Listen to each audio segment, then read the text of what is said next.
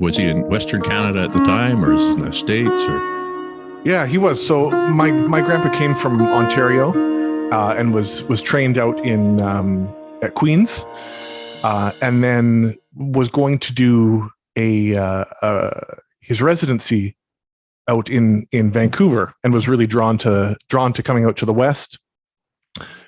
His partner and then future wife, my grandmother, was with him at Queens, and they were going to come out and kind of do the West Coast thing. And he was going to be in this hospital in Vancouver.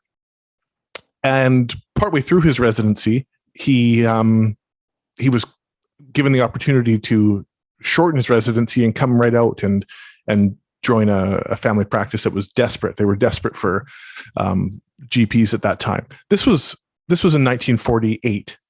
Okay. So or 47, 48, somewhere right in between there. Okay. So we're past where like cocaine has been made illegal and all that type of stuff. That's right. So, okay. And because he did an expedited jaunt through medical school because of World War II, he was enlisted in the army while in medical school, because the expectation was that these guys who were in medical school would be pushed through really quickly and then go overseas. And fortunately for him, the war ended, and he still got his expedited medical training and then was on his own. That's what you call timing, folks. Masterful timing. And and then he kind of lucked out a second time in that he hadn't completed his residency, and it was recommended that he could go out and start a practice out here in the Valley, because they were so desperate. So this was really small town medicine, where he was covered a huge amount of territory, and did a lot of it by car, and drove out into very remote parts of the community and the surrounding communities to see sick people and deliver babies and patch people up and keep this small town moving. And just knowing the geography of where I live now and where he was, the amount of ground that he covered out here was just tremendous. So you're talking like Abbotsford, Chilliwack, Mission, Mission, Mission, Silverdale, Hatzick, Desroches, Dewdney. Okay, those surrounding areas. Right, because if you have a car at that time, I guess I mean. They must have had the main highway through there, but probably not much else, I guess. At that time.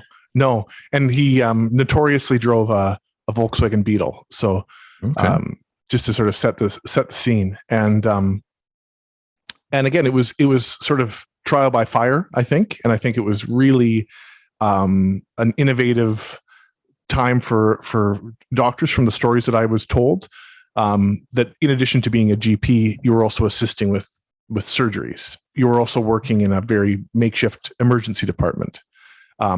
Ambulances were in their infancy. So if there was a drowning or an emergency out in the remote spots, you didn't necessarily call the paramedics, but you called the doctor. I see. And so the doctor went out. On call 24/7. He was. And, the stories that my mom has shared with me was that the phone would ring at all hours of the day.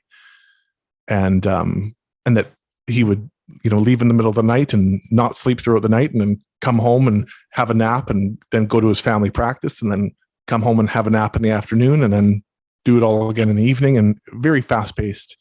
Mm-hmm. And again, in the absence of all of the technology and all of the comforts that we know now. We just have this thing about not letting physicians sleep, eh? I don't think it worked well then, and it still doesn't now. And it's something that gets ingrained in medical students as sort of like a rite of passage. And at some point, we'll have to accept that the human body and brain don't do exceptionally well when stretched that thin. Yeah, I know. It's kind of like it's like a Marines or a SEALs thing, right?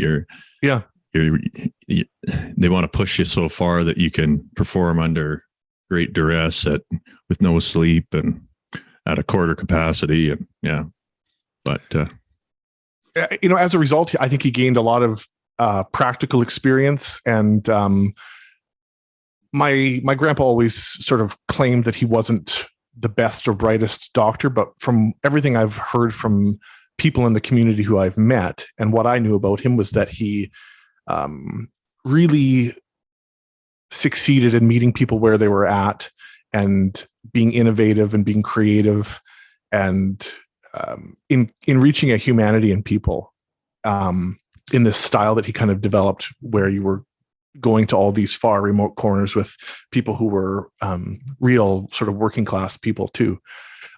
He also delivered half of the town for sure within that time period. And so again, just when I think back to like how much responsibility there was on, and not just on him, but on any of those professionals in these small communities at that time, it's just huge.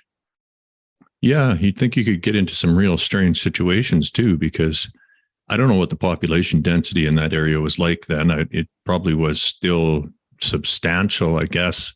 Must have been, that area has been growing and expanding for a long time. But sure, you could still, I'm sure he would have been able to, get into areas where there's people who are living a very different way from what, say, the people across the highway are living, type of thing. And you'd see all sorts of diversity that way. And who knows how what kind of, how their culture accepts the help and what goes along with that. Yeah. And, like I recall my mom telling me stories that, if a family who lived out in the bush or lived on a farm, say, weren't able to pay a medical bill, they would bring meat, or there was one occasion where an entire bear was left on their front doorstep, right, as like a form of repayment, kind of a thing. So, yeah, well, we're probably heading back in that direction here. We might very well be, right? Fairly shortly. Might want to hone in on those skills and watch some YouTube videos if you're not up to date on that kind of stuff. But that's definitely different than what we got going on now. It is. And so the other thing that was so different at that time was that this was very much at the dawn of I won't even say modern pharmaceuticals, because they have changed so much since then. But there were some pharmaceuticals that were in their infancy then that only, sort of gained popularity, and then certainly ones that we don't see anymore. That's a really interesting time. So what time period was he practicing? Like, when did he? So like, say, beginning of the 50s type of thing? Was that practicing from the late 40s until the mid 70s, roughly? Okay.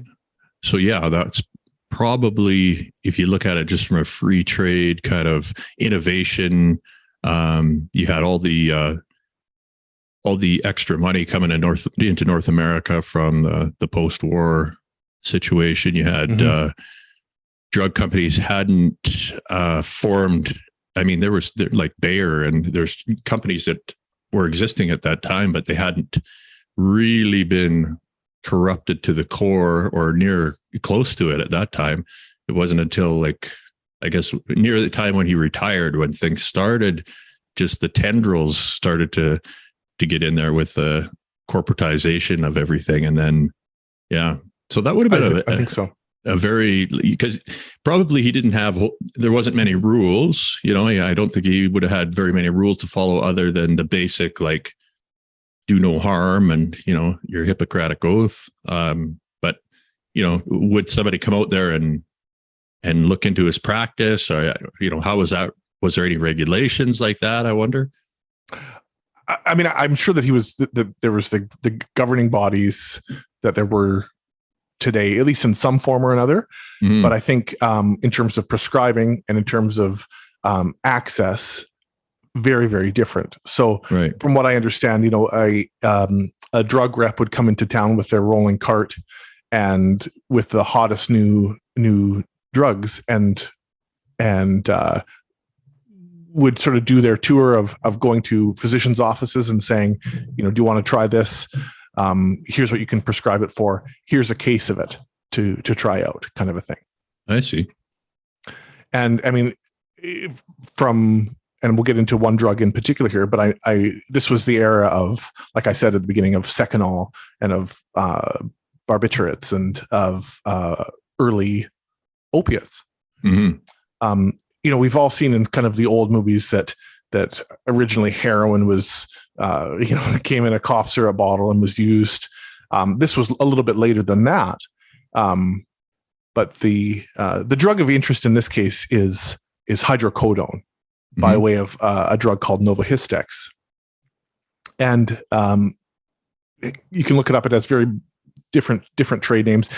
The research I found showed that it was fully discontinued in 2020, though other forms of codeine or hydrocodone syrups are out there. And I mean, this was in the last 10 years really popularized by the by rappers and by famous rappers who mix it with Sprite and it's scissorp, and this is really the same thing.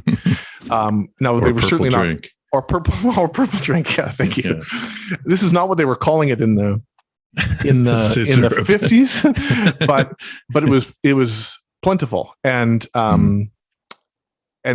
he would get it by the case and prescribed it quite readily. As sort of a cure-all. It was great for a cough. It was great for anyone who had a cold or any kind of respiratory symptoms, because it soothed your sore throat. It settled down your irritated airways. It slowed down your breathing a little bit. It helps with sleep. Diarrhea. Helps with diarrhea. Helps you sleep. You get a buzz off of it. That whether or not someone says they appreciate, it was certainly a part of the remedy. Yeah.